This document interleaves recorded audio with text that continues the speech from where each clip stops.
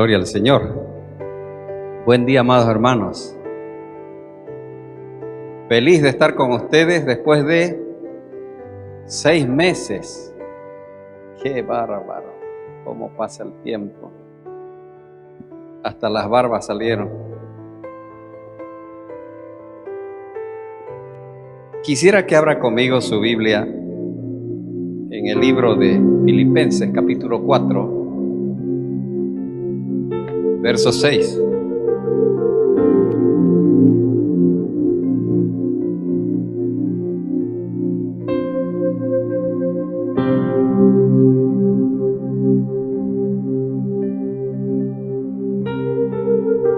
Dice así: no se preocupen por nada, en cambio oren por todo, díganle a Dios lo que necesitan y denle gracias por todo lo que Él ha hecho. Así experimentarán la paz de Dios que supera todo lo que podemos entender.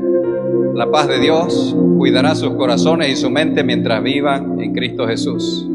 Y esto es lo que me gustaría enfatizar. Y ahora, amados hermanos, una cosa más para terminar. Concéntrense en todo lo que es verdadero, lo honorable, lo justo, lo puro, lo bello y todo lo admirable. Piensen en cosas excelentes y dignas de alabanza. No dejen de poner en práctica todo lo que aprendieron y recibieron de mí, todo lo que oyeron de mis labios y vieron que hice. Entonces el Dios de paz estará con ustedes. Amén. Esta es una nueva versión.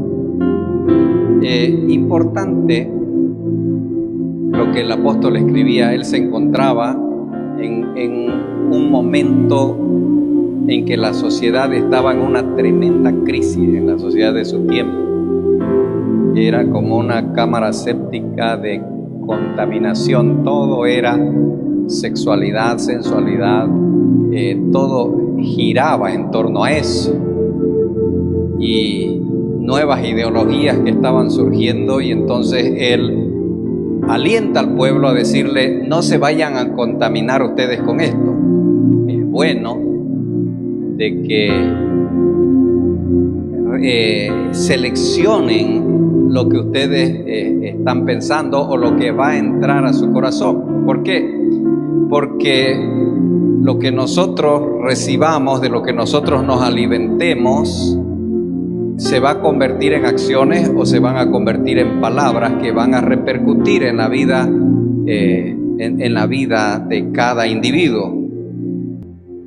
Y sabiamente el apóstol habla todo lo que es puro, todo lo que es honesto, en esto pensad. O sea, es como si hubiese un tamiz, como si hubiese un cernidor que nosotros tenemos que elegir. Demos gracias a Dios que nosotros tenemos la posibilidad de elegir en qué pensamos. ¿Cuántas noches usted duerme pensando en cosas que no le benefician en nada? ¿Cuánta angustia en el alma por problemas que uno ve que se avisoran? ¿Cuántas noches pasa el avaro pensando en que vaya a haber una devaluación y que su dinero se va a convertir en nada? Porque uno es lo que es su pensamiento. El libro de Proverbios 23:7 creo que habla que cada uno es de acuerdo a lo que es su pensamiento. Entonces, hay una serie de pensamientos que asaltan a las distintas personas de acuerdo a su concupiscencia. El libro de Santiago, capítulo 1, versículo 13, dice que cada uno de nosotros es seducido de acuerdo a su concupiscencia, y que esta concupiscencia, cuando ha sido concebida y da a luz el pecado, y cuando uno comete el pecado viene la muerte. Entonces, ¿dónde es la lucha? La lucha es aquí en la mente, y es aquí donde yo tengo que ganar la batalla al enemigo. Es aquí donde no debo dejar que se plasmen las cosas. Por ejemplo, a usted le hicieron daño en algo. Usted se siente herido, se siente lastimado por el daño recibido. ¿Cuál es lo normal que hace una persona que ha sido herida y que ha sido dañado? ¿Qué busca? Venganza. La venganza. Y ¿Cuántas noches se pasa usted aquí planeando y viendo cómo poder vengarse? ¿Qué es lo que usted va a determinar pensar en ese momento? ¿Qué pienso? ¿Obedezco a Dios o obedezco a mi carne, a la sed de venganza? ¿Qué debo hacer yo? Y el apóstol Pablo dice así: ¿es honesto que yo piense esto? ¿Es de un hijo de Dios? ¿Es bueno que yo proceda de esta manera? ¿Es bueno que es justo? ¿Hay virtud en esto que yo haga? ¿Estaré dando gusto al enemigo? Si usted le da gusto, ya se dio al enemigo. Pero si usted se plantea y dice, no, dice el Señor, mía es la venganza, yo pagaré, yo daré el justo precio. Entonces yo dejo las cosas en manos de Dios y dejo de actuar en mi carne por el tema de la venganza. En el tema de la sensualidad, lo mismo. Pensamientos que viene llevándolo, o vio una película, o vio algo en el Facebook, o algo que le llama la atención y comienza a carburar aquí en la mente. Y ahí entra en función Santiago 1:13. La concupiscencia, cada uno tiene su placer, tiene su propio deseo, de su naturaleza viene ese deseo. Pero aquí no está diciendo que debemos darle gusto, aquí al contrario, está diciendo que no debemos ceder a esos deseos que nos van llevando, donde realmente somos derrotados. ¿Por qué? Porque si cedemos, ahí somos derrotados. Pero si vencemos, poderosas son nuestras armas. Tenemos que aprender a usar la palabra de Dios. Cuando usted usa bien la palabra de verdad, cuando usted se planta firme en lo que dice la palabra y no en lo que usted piensa, no en el evangelio, no en el evangelio de qué sé yo, de Andrés, digamos, ¿no? Sino o de Rosa, sino en el evangelio que está escrito en la Santa Palabra. Porque a veces nosotros queremos actuar de acuerdo a nuestros instintos, a nuestros deseos. Eso no es lo que quiere el Señor. El Señor manda que actuemos de acuerdo a la palabra.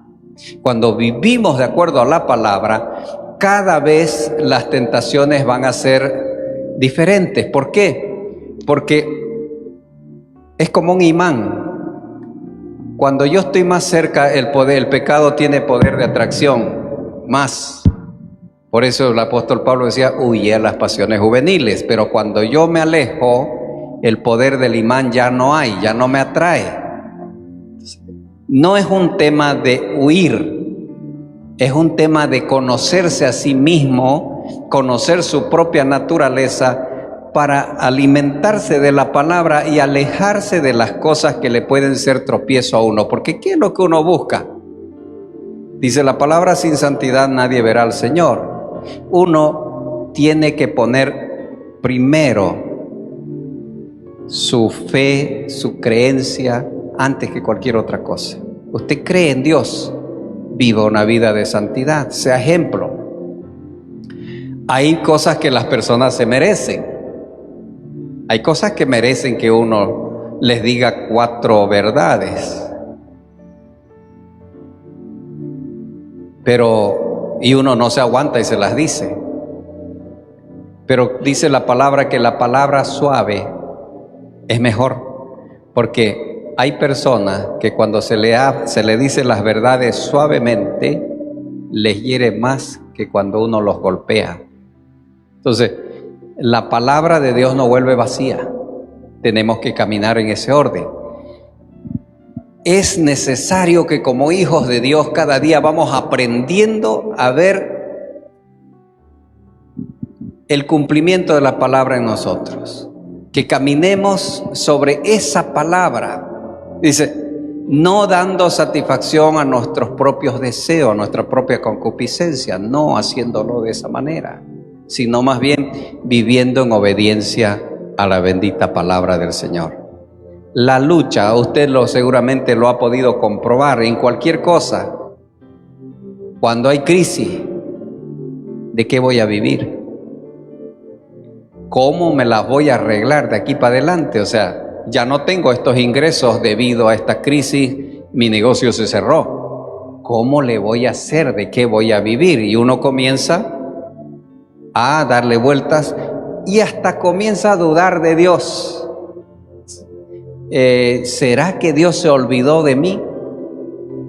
Claro, pero no creo, porque yo soy su hija. Algún día Dios se irá a volver a fijar en mí y me va a dar la oportunidad. No, lo que usted tiene que decir: pongo mis pensamientos delante del Señor y esto no me va a seducir, esto no me va a aplastar, sino que Él me va a dar una salida, y pongo mi confianza en sí, porque dice que aún las aves del cielo, que no siembran ni cosechan, Él las alimenta.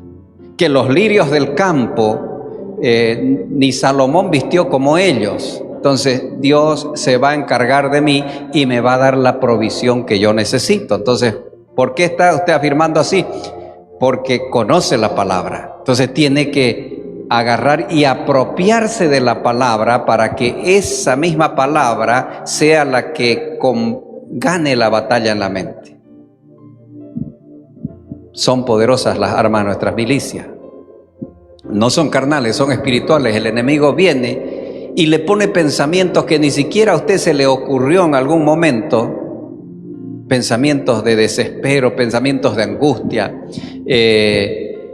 pensamientos obscenos, pensamientos, lo que sea, le pone en la cabeza. ¿Pero para qué? Para hacerlo titubear, tambalear, para que usted caiga.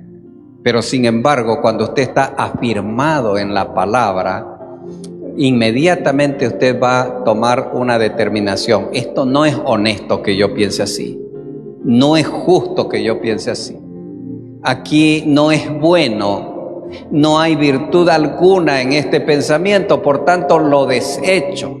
¿Qué estoy haciendo? Estoy guardando mi corazón, porque de él mana la vida. Entonces eso es basura y no lo voy a aceptar. Humanamente puede parecerme justo, pero bíblicamente es como yo tengo que vivir. Amén. Así que los aliento para que comencemos a buscar esa vida de intimidad con el Señor a través del conocimiento de la palabra. Busquemos de la palabra, dejémonos guiar por ella, no sigamos los impulsos de nuestro corazón. Es a través de nuestras emociones y nuestros sentimientos que el enemigo nos maneja.